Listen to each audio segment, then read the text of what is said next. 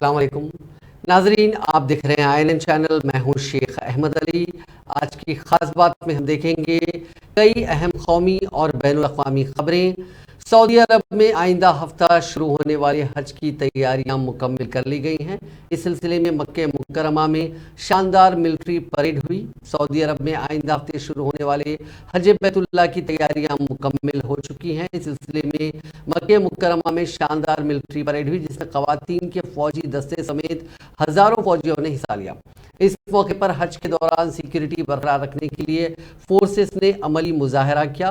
Parade का मकसद मक्का और मदीना में हुज्जाज बैतुल्लाह की हिफाजत करना और मनासिक की अदायगी के लिए उनको पुरसुकून माहौल फराहम करना है। सऊदी अरब के वज़ीर दाखिला और हज सुप्रीम कमेटी के सरबराह शहजादा अब्दुल अजीज बिन सऊद ने हज सिक्योरिटी फोर्सेस की शानदार सालाना अस्करी परेड देखी।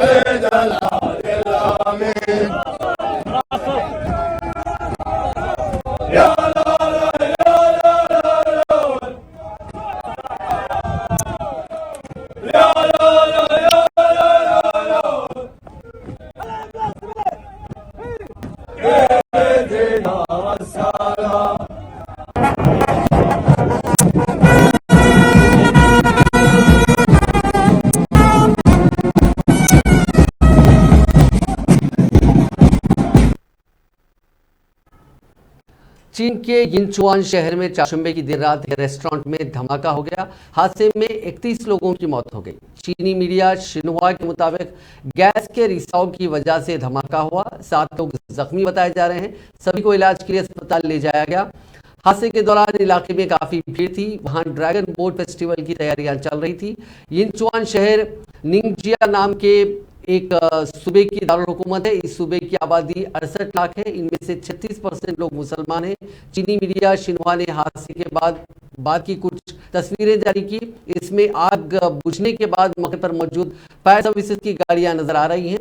फायर सर्विसेज के एहलकारों ने जख्मी लोगों को एम्बुलेंस तक ले जाते हुए भी इसमें देखा जा सकता है।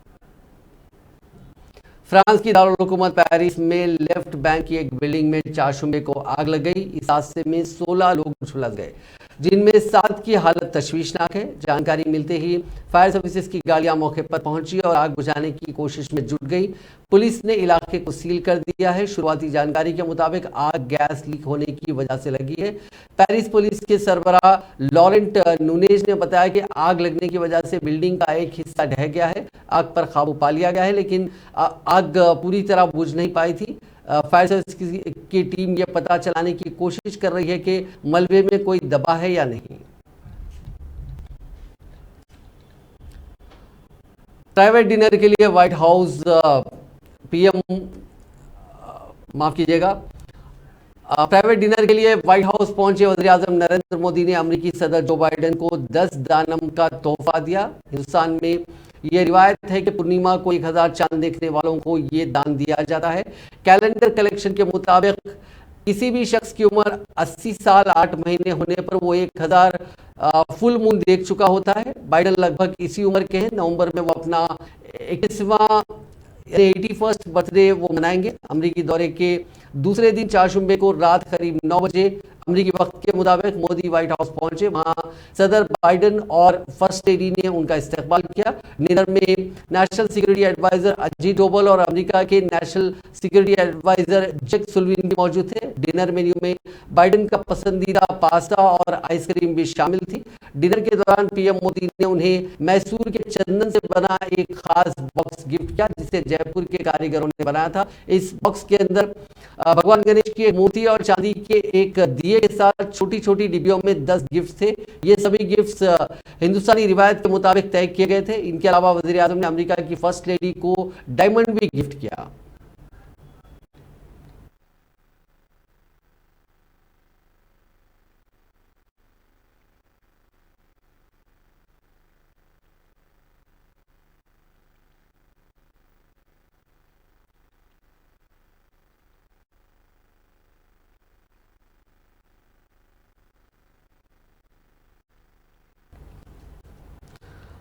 वजीर आजम के अमेरिका की फर्स्ट लेडी को डायमंड का गिफ्ट दिए जाने पर कांग्रेस की सीनियर कायद रेणुका चौधरी ने तंज कसा। प्रधानमंत्री नरेंद्र मोदी ने अमेरिका के राष्ट्रपति की पत्नी को ग्रीन डायमंड गिफ्ट किया है, क्या कहेंगे? भाई हम क्या कहें, बाइडेन की बीवी को ग्रीन डायमंड दिए, अपनी बीवी को क्या मिला ये मुझे पता नहीं है, तो ये देखना पड़ेगा ना। बहुत अच्छी बात है। कुछ प्रधानमंत्री नरेंद्र मोदी ने अमेरिका वज़ीर आज़म नरेंद्र मोदी ने जुमेरात को इस बात पर जोर दिया कि G20 ममालिक तालीम के शोबे में तहकीक और इख्तियार को फ़रोग़ देने में अहम किरदार अदा कर सकते हैं। पुणे में G20 ममालिक के वज़राए तालीम के इजलास से वाशिंगटन से वीडियो कॉन्फ्रेंसिंग के जरिए खिताब करते हुए मोदी ने वहां मौजूद मौज़िज़ीन से तालीम के मैदान में इज्तिमाई तहकीक को फ़रोग़ देने पर काम करने की अपील की। G20 ममालिक के किरदार पर जोर देते हुए उन्होंने कहा कि टेक्नोलॉजी के जरिए सामने आने वाले मौक़े और चैलेंजेस के दरमियान सही तवाज़ुन कायम करने की ज़रूरत है। मोदी ने यह भी निशानदेही की कि हिंदुस्तान उन तजुर्बात और वसाइल को खास तौर पर ग्लोबल साउथ के साथ बांटने में खुशी महसूस करेगा। In Indian scriptures, the role of education has been described as being key to bring joy. Vidya dadati vinayam. Vinayat yati patrata. Patratvat dhanma propti. Dhanardham tatah sukham. It means true knowledge gives humility. From humility comes worthiness. From worthiness one gets wealth. Wealth enables a person to do good deeds. And this is what brings joy.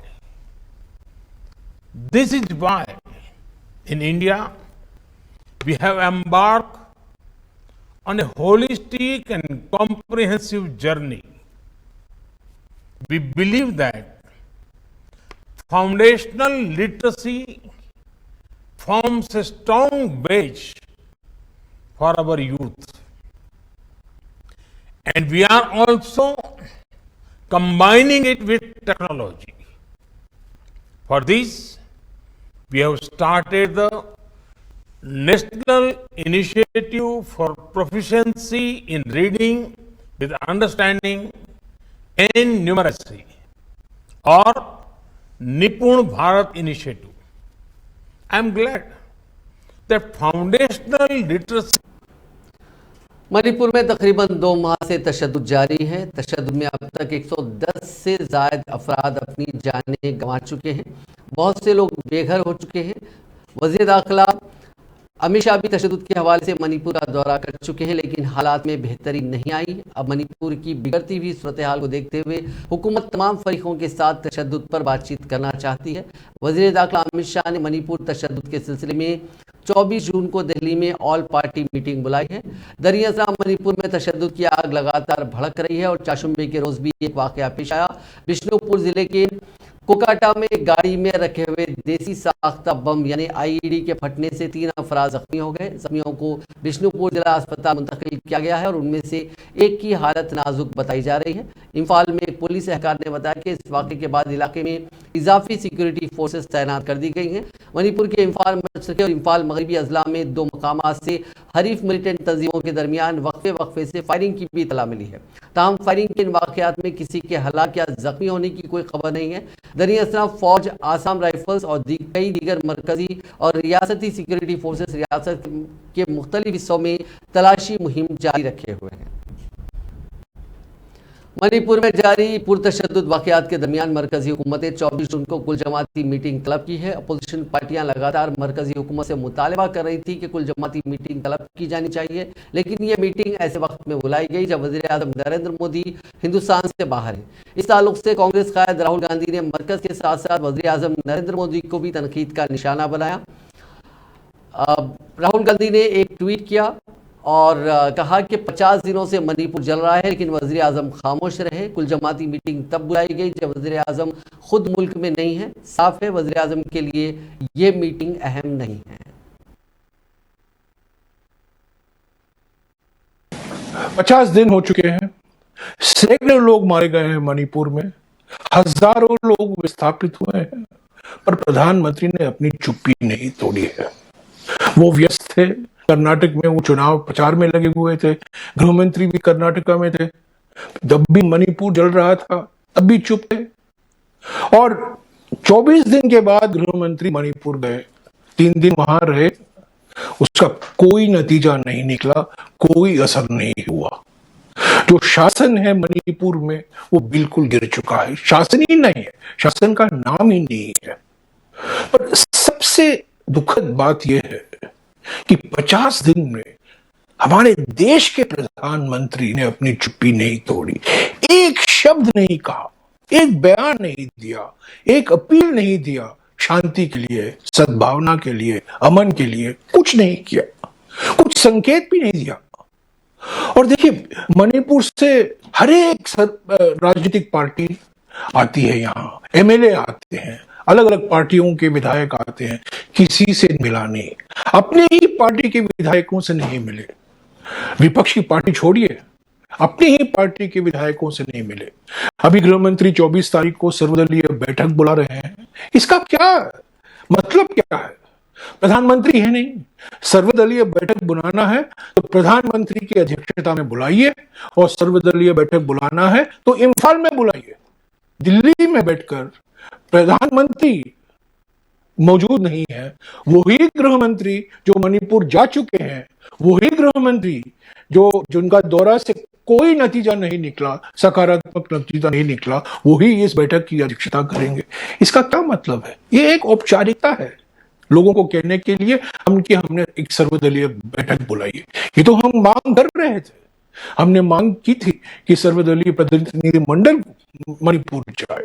प्रधानमंत्री अपनी चुप्पी तोड़े, कड़ी से कड़ी कार्रवाई कीजिए आप, कोई कौन रोक रहा है आपको? ऐसा लगता है कि प्रधानमंत्री बिल्कुल हट गए हैं, उन पर कोई असर नहीं है। और हमें समझ में नहीं आता कि देश के प्रधानमंत्री जो दुनिया भर की बातें करते हैं, दुनिया भर के विषयों पर वो ज्ञान देते रहते हैं, अपना ज्ञान, मणिपुर पर प्रधानमंत्री जी कभी ना कभी तो चुप्पी तोड़िए। देश इंतजार कर रहा है, मणिपुर के लोग इंतजार कर रहे हैं। 50 दिन हो चुके हैं, सैकड़ों लोग मारे गए हैं मणिपुर में, हजारों लोग विस्थापित हुए हैं, पर प्रधानमंत्री ने अपनी चुप्पी नहीं तोड़ी है। पटना में जुमे के रोज अपोजिशन पार्टियों की एक बड़ी मीटिंग होने वाली है। इसमें अपोजिशन पार्टियों के कायदीन के आने का सिलसिला शुरू हो गया।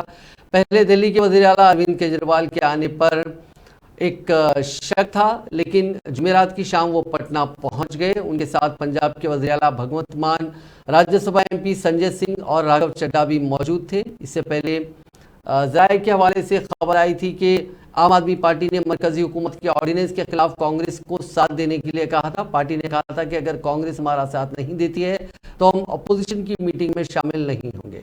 वहीं 4 जुमे को भी अरविंद केजरीवाल ने नीतीश कुमार समेत सभी पार्टियों को चिट्ठी लिखकर कहा कि मीटिंग में सबसे पहले मरकज के ऑर्डिनेंस पर बहस होनी चाहिए। दिल्ली का ऑर्डिनेंस एक तजुर्बा है, अगर ये कामयाब होता है तो मरकजी हुकूमत गैर बीजेपी रियासतों के लिए ऐसे ही ऑर्डिनेंसेस लेकर आएगी। इस मीटिंग में शिरकत करने के लिए पीडीपी सुप्रीमो महबूबा मुफ्ती जुमेरात की सुबह और बंगाल की वजीर आला ममता बनर्जी शाम 4:20 पर पटना पहुंची। वजीर तालीम प्रोफेसर चंद्रशेखर, वजीर लेसी सिंह, जेडीयू के कौमी सदर ललन सिंह और दीगर कायदीन ने उनको एयरपोर्ट पर रिसीव किया। दिल्ली के वज़ीर आला अरविंद केजरीवाल और पंजाब के वज़ीर आला भगवंत मान भी जुमेरात की शाम पटना पहुंचे। वो तख्त श्री हरिमंदिर साहिब में माथा टेकने पहुंचे। वहीं सीपीआईएम के जनरल सेक्रेटरी दीपांकर भट्टाचार्य भी पटना पहुंच चुके हैं। इसके अलावा तमिलनाडु के वज़ीर आला एम.के. स्टालिन, सीपीआईएम के जनरल सेक्रेटरी डी राजा के आज रात तक पहुंचने का इम्कान था। कल के इस इजलास में कांग्रेस सदर मल्लिकार्जुन खड़गे और राहुल गांधी भी शामिल होने वाले। पटना आने के बाद ममता बनर्जी ने राबड़ी देवी के मकान पहुंची और उन्होंने लालू प्रसाद यादव के पैर छूकर आशीर्वाद लिया। अपोजिशन इत्तेहाद की मीटिंग के पहले बिहार के वजीर फाइनेंस विजय चौधरी ने बड़ा बयान दिया। उन्होंने कहा कि मीटिंग का मुद्दा है कि हम लोग साथ मिलकर कैसे इलेक्शन लड़ेंगे।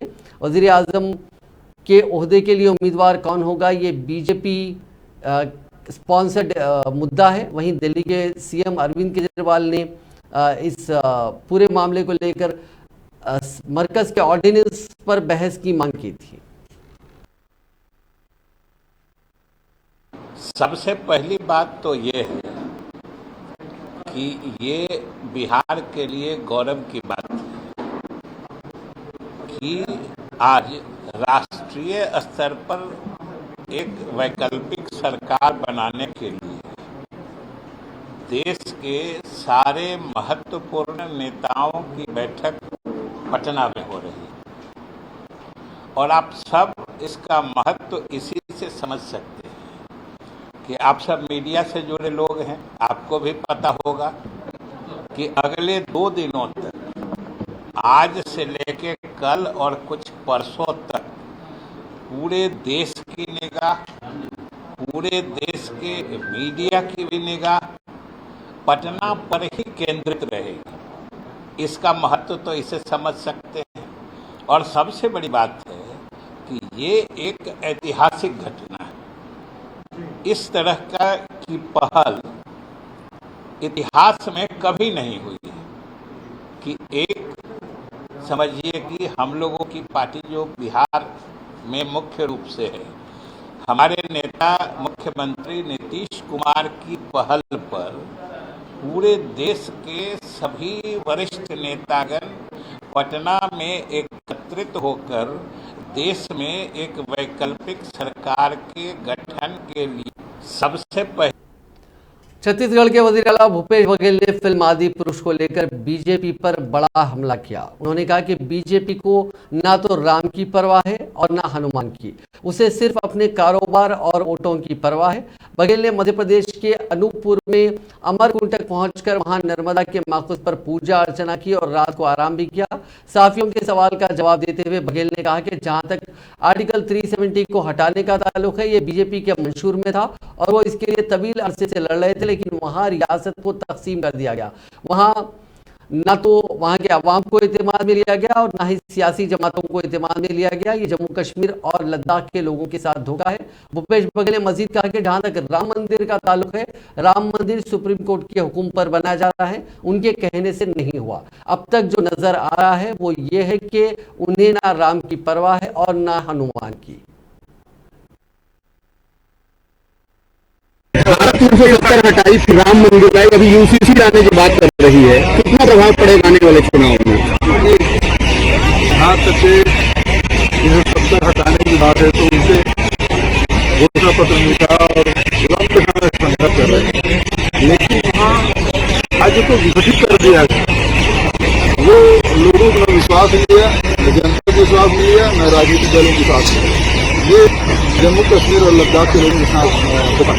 दूसरी बात ये है कि राम मंदिर की जहाँ तक बात है तो राम मंदिर का निर्माण सुप्रीम कोर्ट के आदेश से ही हुआ, इनके कहने से नहीं हुआ। इनका अभी तक ये दिखाई देता है कि यही है कि राम से इनको मतलब है, हनुमान जी से मतलब है। इनको केवल अपने व्यवसाय से और स्पोर्ट्स से मतलब है। इनका आस्था इनके नहीं है। यदि आस्था इनकी होती तो अभी जिस तरह जो पिक्चर आई है आदि पुरुष और उसमें अभी भाजपा शासित राज्यों के मुख्यमंत्री को धन्यवाद दिया है और अभी तक के मुख्यमंत्री को एक बार भी उनका बयान नहीं आया है। इसका मतलब ये है कि ये जो पिक्चर है ये इन्हीं द्वारा प्रोजेक्टेड है और ये हमारे हनुमान जी के, हमारे राम के जो लोगों के मन में जो तस्वीर है, जो छवि है, उसे बिगाड़ने की बीजेपी के सीनियर लीडर और मरकजी वजीर दाखिला अमित शाह ने कहा कि कांग्रेस राहुल गांधी को 2024 में वजीर आजम बनाने की कोशिश कर रही है और लोगों को नरेंद्र मोदी और राहुल गांधी में से किसी एक का इंतखाब करना है। मोदी हुकूमत के 9 साल मुकम्मल होने पर आज छत्तीसगढ़ में उन्होंने एक जलसे आम से खिताब करते हुए कहा कि उन्होंने अवाम से सवाल किया कि 2024 में वज़ीर आज़म कौन होगा, राहुल बाबा या नरेंद्र मोदी। नरेंद्र मोदी भीड़ से आए थे, अपोजिशन का जलसा किया जाएगा। उन्होंने कहा कि एक तरह से मोदी और राहुल के दरमियान 2024 में वज़ीर आज़म के ओहदे के लिए मुकाबला खड़ा करने की कोशिश हो रही है। क्या कर रहे हैं बघेल साहब? घोटाले पे घोटाले, घोटाले पे घोटाले, घोटाले पे घोटाले। और एक बघेल सरकार, घोटाले की बात बाद में करता हूं भाई। ये बघेल सरकार वादा खिलाफी करने वाली सरकार है। उन्होंने शराबबंदी की घोषणा की थी, शराब की होम डिलीवरी चालू कर दी। युवाओं, आपको 10 लाख नौकरी देने का वादा किया था, मिला है भैया किसी को? अरे मिला है क्या? बेरोजगारी भत्ता 2500 रुपया दिया देना था, मिला है? 2 से बड़ो मिला है? स्व सहायता जूथों का कर्ज माफ करना था, नहीं किया। रेडी टू ईट बनाने वाली 22,000 बहनों की नौकरी चली गई। बुजुर्ग माताओं को वृद्धा पेंशन अब नहीं पहुंच रहा है समय पर। और प्रदेश में 1.5 लाख करोड़ का कर्जा भी कर दिया है। इसके साथ साथ हमारे चावल वाले बाबा रमन सिंह जी जब मुख्यमंत्री थे, तेंदुपत्ता का रेट और पैसा दोनों मिल जाता था। आज लगभग तेंदुपत्ता का 500 करोड़ रुपया गरीब आदिवासियों का बकाया है। बघेल साहब, आपको शर्म आनी चाहिए। आपने इतने वादा खिलाफी की है कि छत्तीसगढ़ की जनता चुनाव का ही राह देख रही है। चुनाव आते ही आपकी कुर्सी पलटना तय है। फिर से भारतीय जनता पार्टी की सरकार। ये सरकार ने ढेर सारे घोटाले किए। शराब घोटाला 2,000 करोड़, कोयला घोटाला परिवहन का 500 करोड़, गरीब बहन योजना में 5,000 करोड़ के घोटाले का आरोप, गोठान घोटाला 1,300 करोड़ का आरोप, पब्लिक सर्विस कमीशन का घोटाला, लाखों लोगों से नौकरी के सामने पैसे मांगेंगे। कोरोना सेस लगाया मगर खर्च नहीं किया और डिस्ट्रिक्ट मिनरल फंड में से भी लगभग 700। रेसलिंग फेडरेशन ऑफ इंडिया के साबिक सदरनशीन ब्रिजभूषण पर 6 बालिग पहलवानों के जिनसी हरासानी केस की जुमेरात को दिल्ली के राउज एवेन्यू कोर्ट में सुनवाई हुई। सुनवाई के दौरान केस को एमपी एमएलए कोर्ट में ट्रांसफर कर दिया गया। अब इस कोर्ट में 27 जून को सुनवाई होगी। सुनवाई शुरू होते ही कोर्ट ने दिल्ली पुलिस से पूछा कि क्या पॉक्सो के लिए कैंसिलेशन एप्लीकेशन अलग से दाखिल की है। इस पर एसएचओ उपेंद्र सिंह ने कोर्ट को बताया कि पटियाला हाउस कोर्ट में कैंसिलेशन एप्लीकेशन दाखिल कर दी गई है। इसके बाद कोर्ट ने यह केस एमपी एमएलए अदालत में ट्रांसफर कर दिया। वहीं ब्रिजभूषण के खिलाफ मुजाहरा करने वाले पहलवान विनेश फोगाट, बजरंग पुनिया, साक्षी मलिक, सत्यव्रत खादियान और संगीता फोगाट ने वजारत स्पोर्ट्स से अमेरिका जाने की परमिशन मांगी है। उनका कहना है कि वो मिशिगन में एशियाई खेलों के ट्रायल की तैयारी करना चाहते हैं। वजारत स्पोर्ट्स ने इसे मिशन ओलंपिक सेल को भेज दिया है। इसके अलावा रेसलिंग फेडरेशन ऑफ इंडिया के इंतखाबात अब 11 जुलाई को होंगे। पहले ये इंतखाबात 6 जुलाई को होने थे, लेकिन 5 रियासतों के फेडरेशंस के एतराज के बाद इसमें बदलाव किया गया। नायब सदर जमहूरिया जगदीप धनखड़ का कहना है कि आर्टिकल 370 आर्जी था, फिर भी 70 तवील बरसों तक कायम रहा। उन्होंने कहा कि आर्टिकल 370 की तनसीख के बाद जम्मू कश्मीर में गैर मामूली तरक्की देखने को मिली है। उनका कहना था कि जम्मू कश्मीर के मुल्क के साथ मुकम्मल इंतजाम के साथ श्यामा प्रसाद मुखर्जी का एक विधान, एक प्रधान और एक निशान का ख्वाब भी शर्मिंदा ताबीर हुआ। मौसूफ नायब सदर जमहूरिया ने इन बातों का इजहार जुमेरात को जम्मू यूनिवर्सिटी के खुसूसी कन्वेंशन की तकरीब से अपने खुतबे के दौरान किया। successful efforts, not in the field of education alone, but in other areas. Now we have prevalence of harmonious atmosphere that was never there.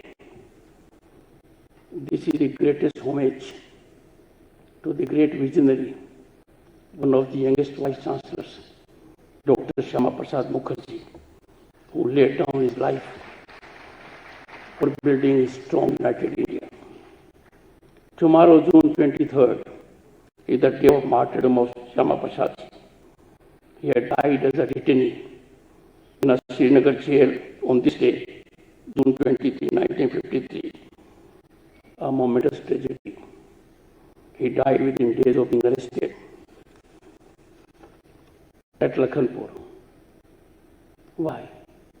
He challenged that when India is a country, why in my country I would suffer restriction? He ventured in the true spirit of constitutionalism and was detained. It is gratifying for us, though belatedly, we have realized his dream, and now Indians can travel freely in their own country and this part. What a tribute to the functioning of the Lieutenant Governor. That entire world was looking at his achievements. When G20 leaders came here, they relished every second. The world vicariously enjoyed it. A moment of Karnataka में स्कूली तालीम व ख्वानदगी महकमे ने रियासती स्कूलों से school bag guidelines पर अमल करने की गुजारिश करते हुए 2019 के सर्कुलर को फिर से जारी किया। साथ ही ब्लॉक सतह के तालीमी अफसरान से कहा गया कि वो इस हुक्म पर सख्ती से अमल दरामद यकीनी बनाएं। जारी सर्कुलर में बताया गया कि स्कूल बैग का वजन ज़्यादा से ज़्यादा तालिब इल्म के वजन का 15% होना चाहिए। इस गाइडलाइन के मुताबिक दर्जे अव्वल और दुआम के बच्चों के बैग का वजन 1.5 से 2 किलो और दर्जे सुवम पंजुम के बच्चों के बैग का वजन 2 से 3 किलो होना चाहिए। इसी तरह 6 से 8th क्लास तक के बच्चों का उनके बैग का वजन 3 से 4 किलो और 9th और 10th के बच्चों के लिए बैग का वजन 4 से 5 किलो होना चाहिए। सर्कुलर में यह भी कहा गया है कि स्कूलों में हफ्ते में एक दिन नो बैग डे मनाया जाएगा, यानी हफ्ते का एक दिन ऐसा होगा जब बच्चों को बगैर बैग के स्कूल बुलाया जाएगा। आदिपुरुष ने रिलीज के छठे दिन यानी चारशंबे के रोज 7 करोड़ 25 लाख का डोमेस्टिक बॉक्स ऑफिस कलेक्शन किया है। इसमें 3 करोड़ 80 लाख रुपए हिंदी वर्जन से आए हैं। सिर्फ भारत में फिल्म ने अब तक 260 करोड़ 55 लाख रुपए का बिजनेस किया है। वहीं वर्ल्ड वाइड कलेक्शन की बात करें तो फिल्म ने 6 दिनों में 410 करोड़ रुपए की कमाई कर ली है। हालांकि फिल्म का जो बजट है उसके हिसाब से इसका कलेक्शन कहीं से भी बेहतर नहीं कहा जा सकता। तकरीबन 600-650 करोड़ रुपए में बनी इस फिल्म ने बॉक्स ऑफिस पर शुरुआत तो बम्पर की थी, लेकिन नेगेटिव रिस्पांस की वजह से फिल्म का कलेक्शन धड़ाम से नीचे गिर चुका है। फिच रेटिंग्स ने आज मौजूदा फाइनेंशियल ईयर यानी मौजूदा माशी साल 2023-24 के लिए हिंदुस्तान की इकोनॉमिक ग्रोथ की एस्टीमेट बढ़ाकर 6.3% कर दी है। इससे पहले फिच ने जीडीपी ग्रोथ का अंदाजा 6% 6% बताया था। रेटिंग एजेंसी फिच रेटिंग के अंदाजे बदलने का अहम इसकी वजह ये मानी जा रही है कि पहले तिमाही में हिंदुस्तान के लिए ग्रोथ के रिजल्ट्स काफ़ी अच्छे रहे और नियर टर्म का मोमेंटम भी काफ़ी अच्छा बना हुआ है। पिछले फाइनेंशियल ईयर 2022-23 में जीडीपी 7.2% की शरह से बढ़ी थी। इससे पहले फाइनेंशियल ईयर 2021-22 में ये ग्रोथ रेट 9.1% बताया गया है। नाजरीन, आज की खास बात में बस इतना ही। आपसे कल मुलाकात होगी नई खबरों के साथ। आप देखते रहिए INN चैनल।